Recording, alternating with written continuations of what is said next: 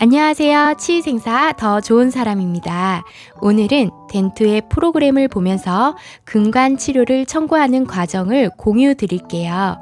신경치료는 가장 쉬운 청구라고 생각하시는데 내가 알고 있는 친숙한 지식과 명확하고 정확한 지식은 다르기 때문에 지금부터 집중해서 보시면 선생님들의 가치가 올라갈 거라 장담합니다.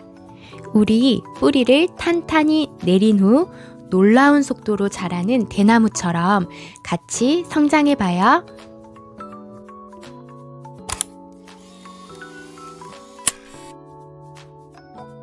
신경치료 과정은 크게 4단계로 볼 수 있어요. 청구 전 우리가 기억해야 할 점은 근간 확대, 근간 성형 2회까지. 확대와 성형은 짝꿍입니다. 떨어지면 안 돼요. 근간장 측정 3회까지, 근간 세척 5회까지입니다. 하지만 심한 치근단 농양으로 이를 초과하는 경우는 사례별로 인정 가능합니다. 내역 설명 필수겠죠? 나이타이 파일은 근간 확대하는 날 1회 청구하며 근간당 아니고 치아당입니다. 기억해 주세요. 나이타이 파일은 형상기억 합금이라고 해서 구부려도 다시 돌아와요. 근간이 U자형이라든지 C자형이라든지 들어갔을 때 부러지지 않게 나이타이 파일을 사용합니다. 저희는 파일도 사용했는데요. 추가로 청구해도 돼요? 이렇게 생각하실 수 있는데 2가지 다 사용했을 때는 수가가 높은 나이타이 파일만 청구하시면 됩니다. 나이타이 파일이 더 비싸요. 어떤 상병명을 쓰는 게 좋을까요? 추천 상병명 볼게요. K02.2, K02.5, K02.8 우식에 관한 상병이고요. 죽음의 사적 K04, 비가역적, 가역적 치수염 가장 많이 사용합니다.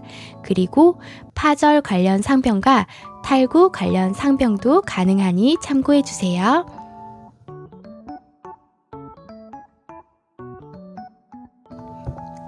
발수는 P2라고 표현을 해요.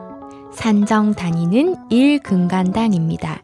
실제 근간 수대로 청구합니다. 46번 보통 3근간인데 4근간인 경우가 있어요. 그러면 4근간으로 변경하시고 내역 설명에도 4근간임이라고 써주시면 더 좋겠죠? 진료 기록부에 근간명과 근간수를 기록해 둡니다. 우리가 근간 치료를 시작할 때 교환면을 삭제해요. 이유는 길이 기준점이 변하지 않게 하기 위해서인데 치아의 길이를 몇 미리 정도 되는지 파일을 넣어서 재보는데 치아가 울퉁불퉁 하잖아요. 그럼 길이가 자꾸 바뀔 수 있어요. 그래서 교환면을 삭제하면 기준점이 변하지 않겠죠? 기준점을 똑같이 하기 위해서다라고 생각해 주시고 상담 시 환자분들께도 미리 언지드리면 좋을 것 같아요. 그리고 추가적으로 신경치료 중 교합이 되면 통증이 올 수 있고 치아가 깨질 수 있어요. 최대한 신경치료한 치아에 자극이 안 되게 해야 하고 신경치료 중인 치아는 뿌리 끝에 상처가 있는 거랑 똑같아서 건드려지거나 교합이 닿으면 통증이 심해서 닿지 않게 교합 치는 거라고 자세히 설명을 하면 환자분들도 이해가 더 쉬울 것 같아요. 발수는 발수가 완료된 날 1회에 하나여 청구해야 하므로 발수가 완료되지 않은 채 치수각만 개방하고 치료를 종료한 경우에는 보통 처치로 산정합니다. 그리고 급성의 상태에서 치수강을 개방한 경우는 응급 근간 처치로 산정하고 내역 설명 써주시면 됩니다. 발수에 대한 정리입니다. 잘 입력되었는지 다시 한번 확인해 주세요. 오른쪽 마우스 클릭하셔서 바브드 브로치 추가하는 방법입니다. C형 근간인 경우 C형 근간 가산 적용 오른쪽 마우스 클릭해서 변경해 주시고요. 40% 가산돼요. 금액 보이시죠? C형 근간인 경우 상하악 제2대 구치, 하악 제1소구치 적용 가능해요. 그 외에 가산을 적용하는 경우 심평원에 진료 기록과 방사선 사진들을 전송해야 해요. 증빙 자료 첨부해서 제출해야 하니 참고하시기 바랍니다.